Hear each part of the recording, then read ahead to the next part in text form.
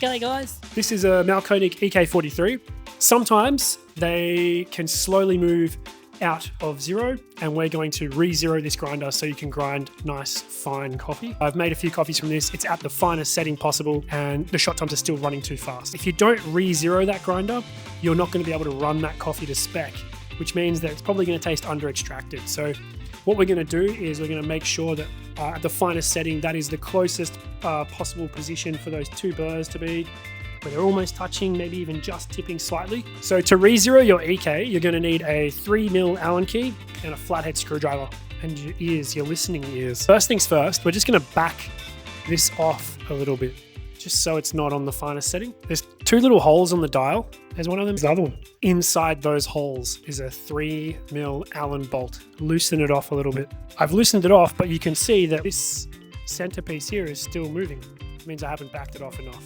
So I've unwound both of those, and now the dial is moving independently, separate to this centerpiece here.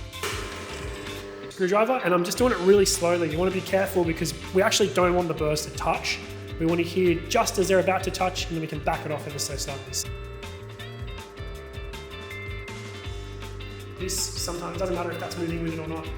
What matters is that I'm slowly turning the burrs in, finer and finer.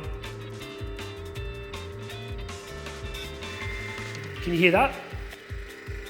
Back it off a tiny bit. So anything finer than that, the burrs are going to be touching. So finer, tipping, back it off a tiny bit. I want to set that dial to 0 and lock it in. Get my 3mm Allen key again. I want to hold that at 0 and then tighten these two screws. Don't over crank those screws because this is pretty brittle plastic. Now I've tightened those up, you can see when I turn the dial, both of these move together.